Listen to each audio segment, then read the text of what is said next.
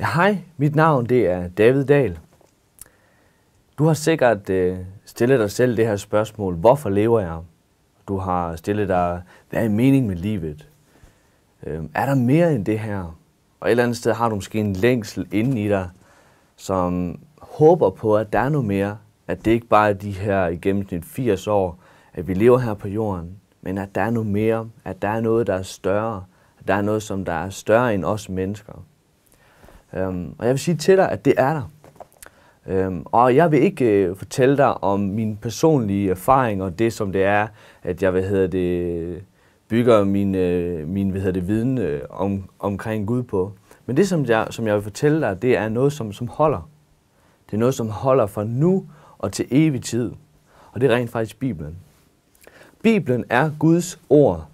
Der står i den her bog, der står, at hvert ord er indblæst af Gud. Et hvert skriftsted er indblæst af Gud. Så det kommer fra Guds egen mund. Så det, som jeg vil fortælle dig, det er, hvad den her fortæller, at meningen med livet er. At den her fortæller, at hvem Gud han er, og hvem at du er, og jeg er.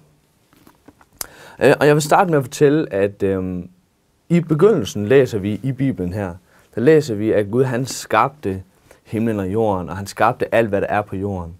Og Gud bruger, 7 dage til at så skabe det her. Og da han skaber mennesket, der skaber han mennesket i hans eget billede.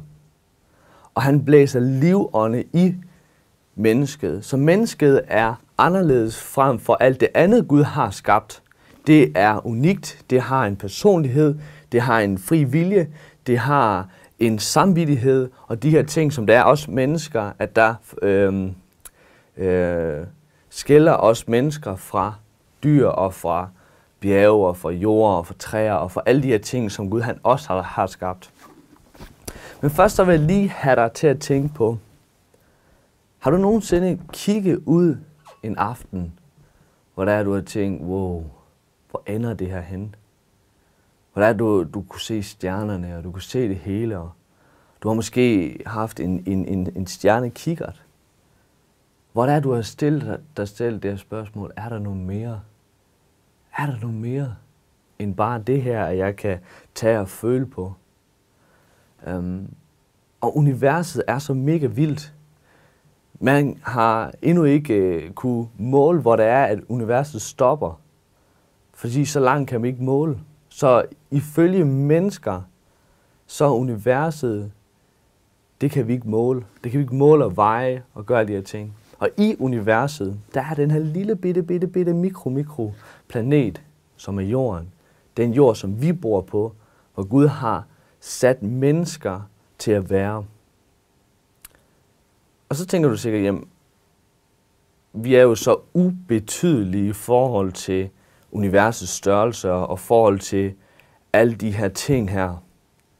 Men jeg vil bare sige til dig, at Gud, når han skabte mennesket, så skabte han det i hans billede.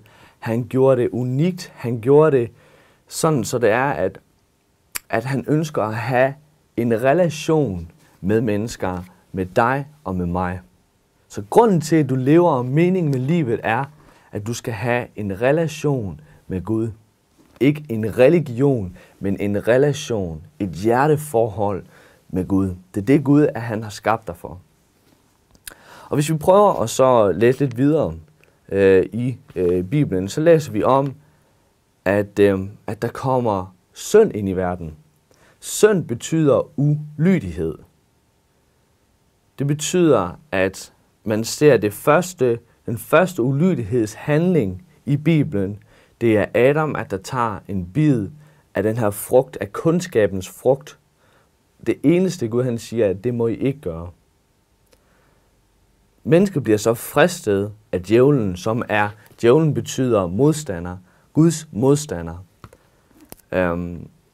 Og djævlen frister Adam til at tage en bid af det her.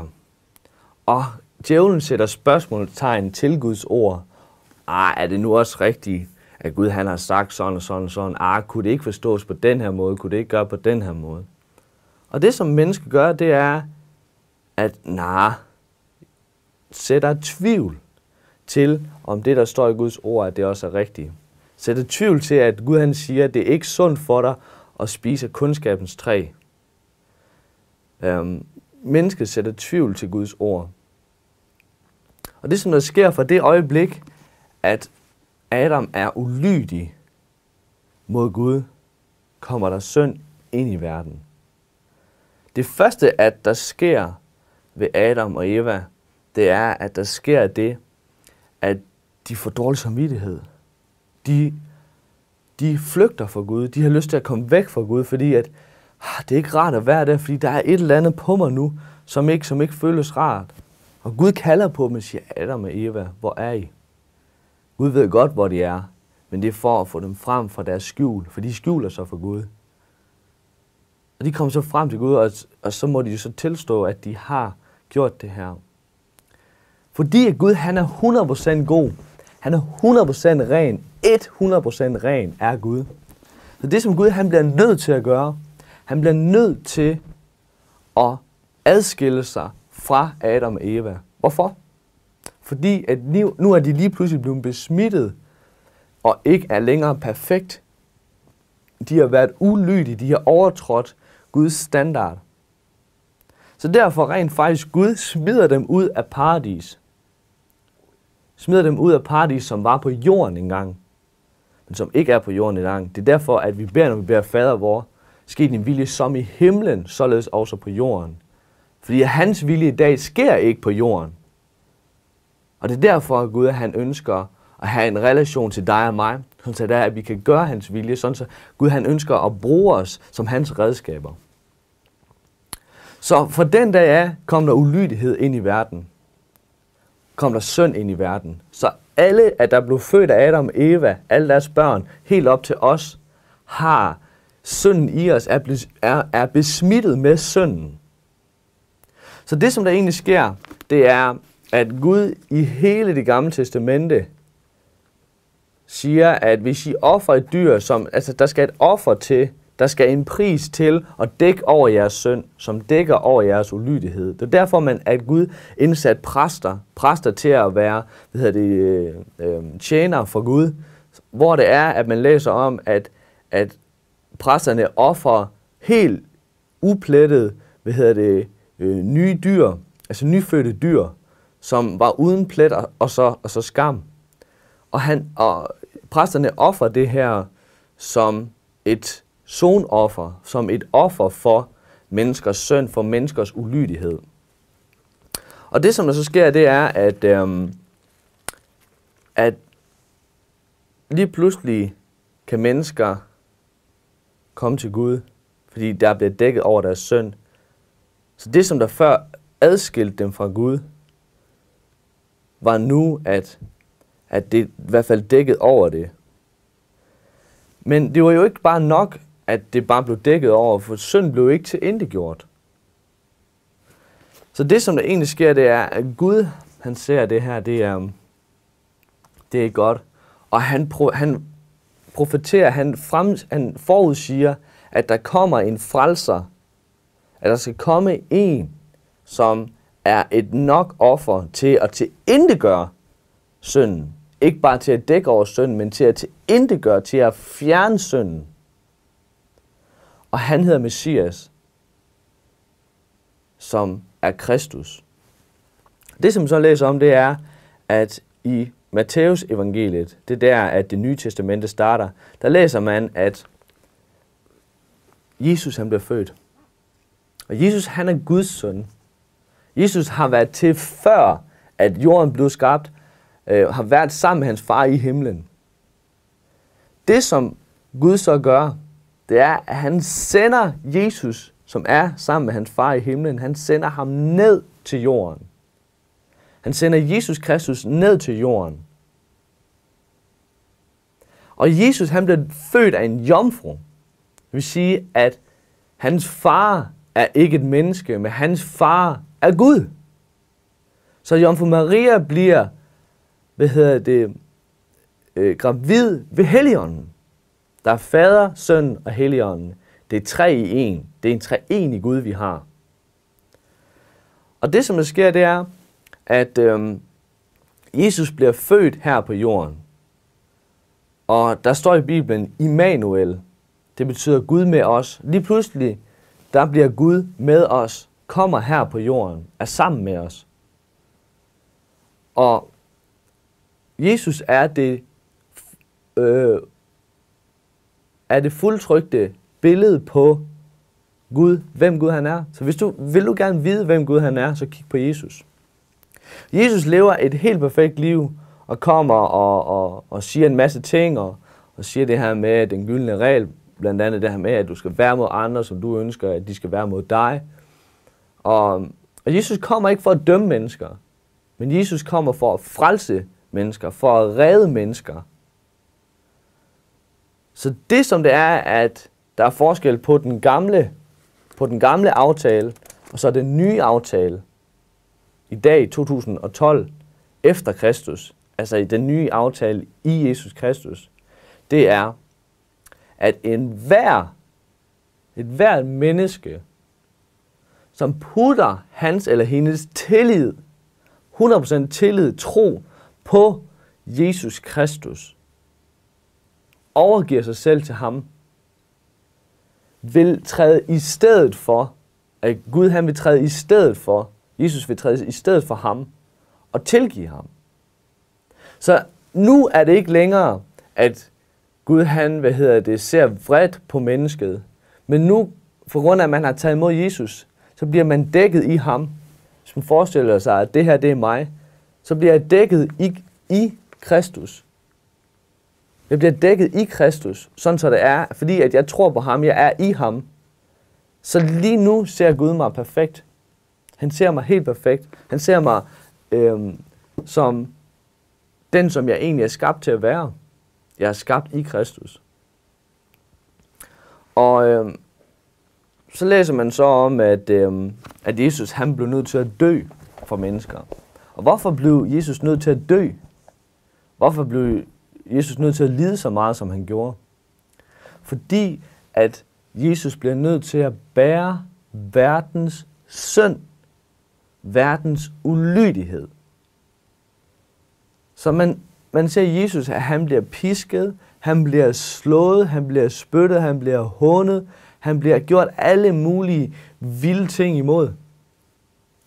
På grund af, og Jesus sagde engang noget. Jesus sagde engang, han gjorde ikke engang modstand. Fordi han vidste, at det var det, at han blev nødt til at betale den her pris. Han blev nødt til at tage det på sig selv. Han blev nødt til at tage der, hvor det er, at vi er ulydige. Der, hvor det er, at vi er udulige. Der, hvor vi er onde. Der, hvor det er, at vi ikke lever op til Guds standard. Han blev nødt til at tage det på ham selv. Han blev nødt til at tage det på ham. Han tog synden på sig. På sig selv. Han bar det på hans egen krop. Han led. Og han blev korsfæstet. Jesus blev korsfæstet. Og der Jesus råber, at det er fuldbragt, det er fuldført. Jesus råber, at det er fuldført, betyder, at synden blev tilindegjort. At synden blev lagt på ham. Synden blev lagt på ham. Din synd, der hvor det er, at du har været ulydig over for Gud, har Jesus taget på ham. Han tog det på sig selv. Han bar det. Sådan så, det er frivilligt det her, men sådan så, at hvis du omvender dig, siger, okay, ifølge Guds standarder, det er helt galt. Hvis du erkender din synd, omvender dig fra din synd, hvis du omvender dig af hele dit hjerte, og tager imod Jesus Kristus som din personlige herre og frelser, så vil du blive frelst. Så vil du blive reddet fra, reddet fra hvad? Reddet fra at være fraskilt fra Gud for altid. Og være fraskilt fra ham for altid. For det, som der fraskiller dig fra Gud, det er din synd, det er din ulydighed. Og hvorfor er det, at synd er så fy over for Gud? På grund af, at Gud han er helt perfekt. Gud han er helt, totalt perfekt. Så Gud kan ikke være sammen med det, som ikke er perfekt. Derfor bliver han nødt til at ofre sin egen søn. Gud han er så vild, at han elsker dig og mig så meget. Han offer sin egen søn. Han offer ham. Han offer ham for dig og for mig. For at enhver, som tror på Jesus Kristus, enhver, som tager imod Jesus Kristus, skal få lov og blive frelst, skal blive revet fra og være fraskilt fra ham for evigt og altid. Og hvad vil det sige at være fraskilt fra Gud for evigt og altid? Nu har vi, jeg sidder i et rum, hvor der er lys. Der er masser af lys, og man kan godt se mig. Men det som det er, at en konsekvens af, at lyset bliver slukket, hvad er det?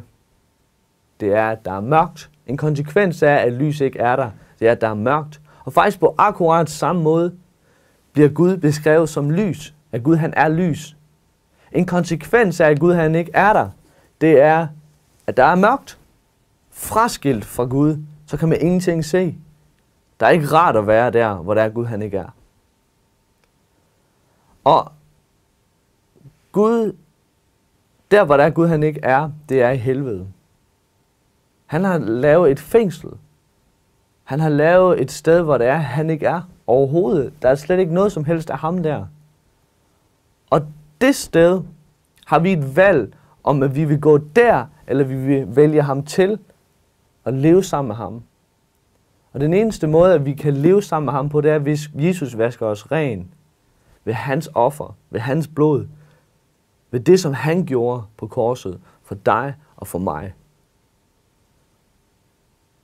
Og det er ikke noget med, at du skal leve op til en masse ting. Du skal ikke leve op til en masse ting.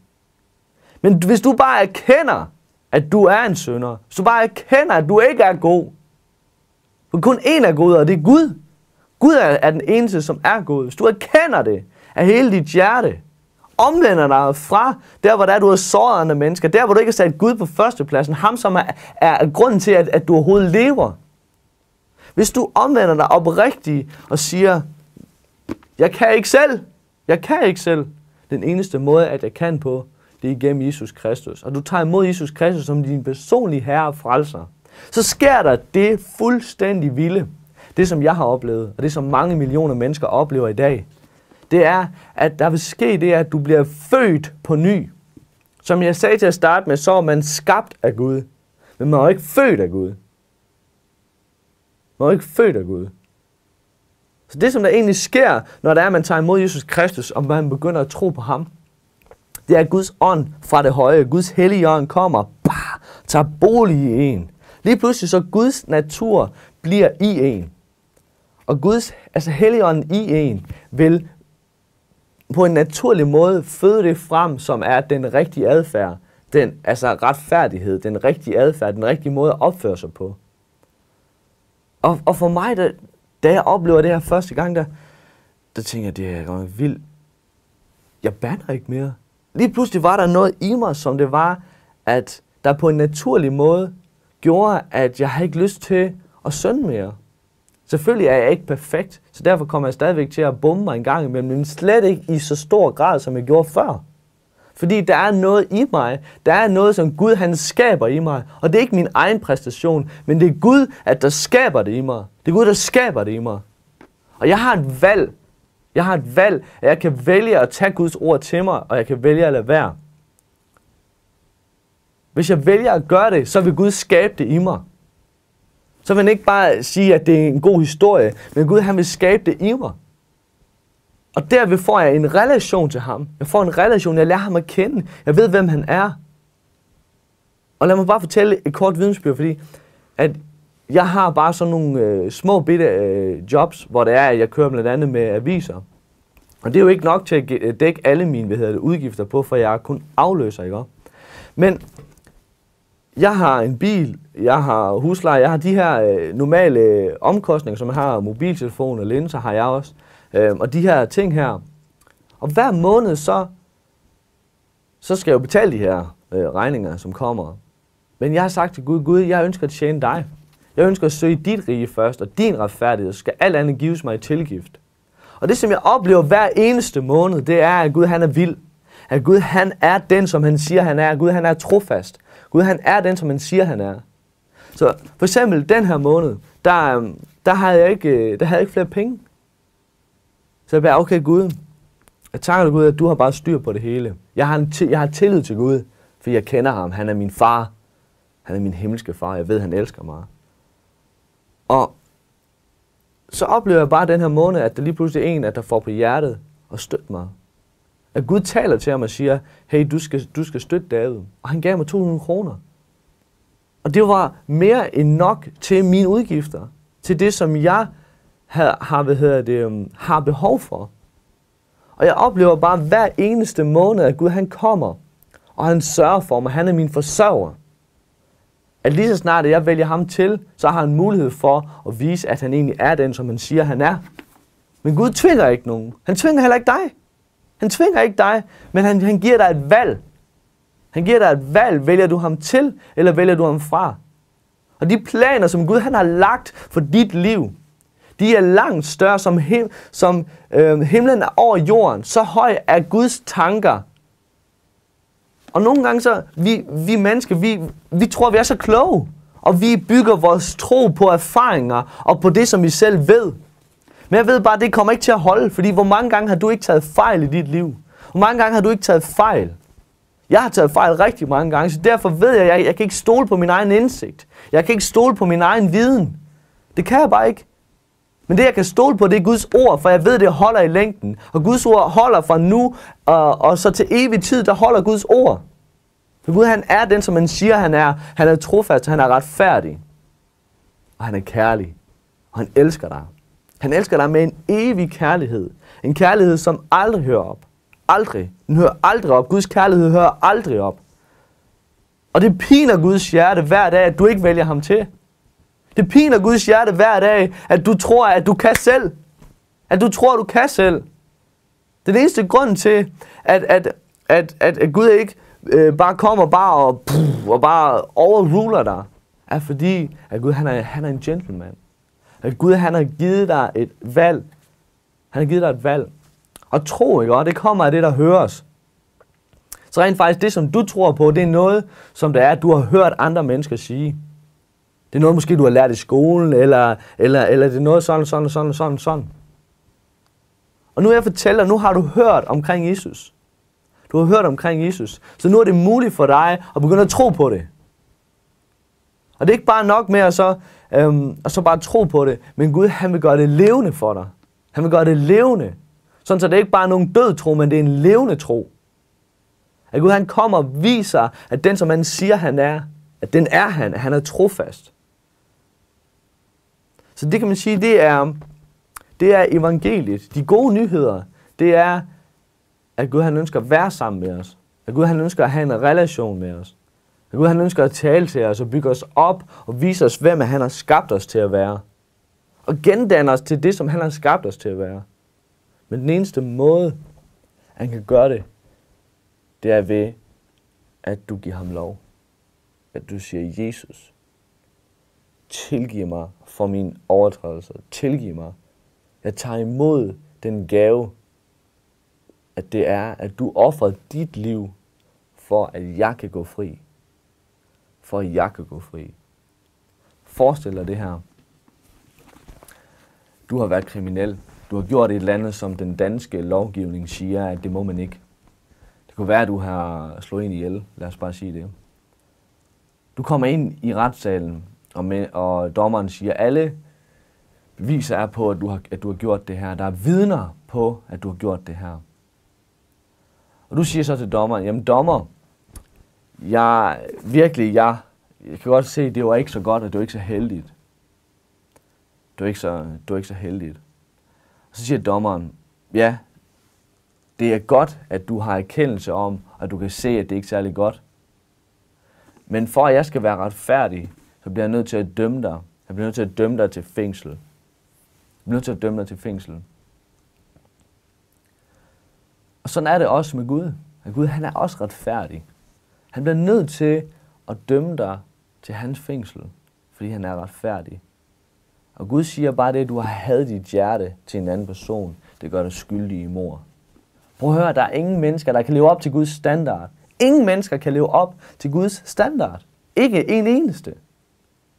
Derfor, at når det er, at vi står foran Gud, og vi står, og alle beskyldninger, alle vidner, de er rette på, at det er rigtigt, at vi har overtrådt Guds standard.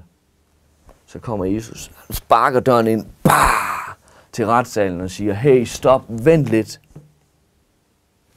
Det jeg har gjort for ham her, eller for hende her, det er, at jeg har levet hele mit liv perfekt. Jeg vil bytte plads med den her person. Jeg vil bytte plads med den her person, som er skyldig i det her. Og så vil jeg tage det på mig. Så vil jeg tage det på mig. Sådan så det er, at fordi at den her person havde taget imod Jesus Kristus, så var hun lige pludselig dækket, så hun var uskyldig. Eller han var uskyldig. Og det er det. Det er simpelt det. Det er meget simpelt. Så Gud, han vil gøre hans værk i dig. Og Gud, han siger, at det som han starter, det vil han også fuldføre. Så hvis du har givet dit liv til Jesus, eller hvis du ikke har endnu, så kan du gøre det. Men hvis du har givet dit liv til Jesus, så vil jeg sige, at han er trofast. Gud, han er trofast. Han er retfærdig. Og Gud, han vil det, som han har startet i dig, det vil han også fuldføre. Men giver du ham lov til det? Giver du ham lov til det? Helt ærligt, giver du ham lov til det? Jeg vil bare sige, at Guds planer for dit liv, de er fantastiske. Guds planer for dit liv, det er, at du skal elske. At du skal elske, som han elsker. Du skal elske, som han elsker. Det er det, der er vores formål. Det er at elske. Først og fremmest elske Gud. Og dernæst elske vores næste som os selv. Det er det, som Bibelen siger. Det første og største bud, det er, at vi elsker Herren, vores Gud, med alt, hvad vi er, med vores sind, med vores tanker, med alt, hvad vi gør. Og så vi elsker vores næste som os selv. Det er de største bud. Jeg vil sige, at hvis du ikke elsker dig selv, så er det fordi, at du ikke har fået åbenbaret, hvem det er, at Gud han har skabt dig til at være. Fordi at når du ser, hvem Gud han har skabt dig til at være, så vil du også se, så vil du også blive forelsket i dig selv. Så vil du sige, okay, det er jo fantastisk, hvem Gud har skabt mig til at være, ikke hvem jeg prøver at skabe mig selv til at være. Jeg vil sige, jeg har prøvet at være der. Jeg har prøvet at være der, hvor det er, at man virkelig prøver. Det er som om, at den anerkendelse, som man så får af mennesker, at det bare kommer ind, og så er det bare et stort hul, og man bliver aldrig tilfreds. Man bliver aldrig tilfreds. Jeg vil sige, dengang da jeg mødte Gud, dengang Gud han mødte mig, han viste mig, hvem han har skabt mig til at være. Han viste mig den David, som han har skabt mig til at være. Og ikke til den, som jeg prøver at være. Og stadigvæk den dag i dag, der prøver jeg at være noget, som jeg egentlig ikke er. Men så må jeg omvende mig, og så må jeg sige, Gud, jeg vil være den, du har skabt mig til at være. For det er uden præstation. Det er, hvor jeg kan slappe af. Og jeg kan være den, som du har skabt mig til at være. Gud velsigne dig.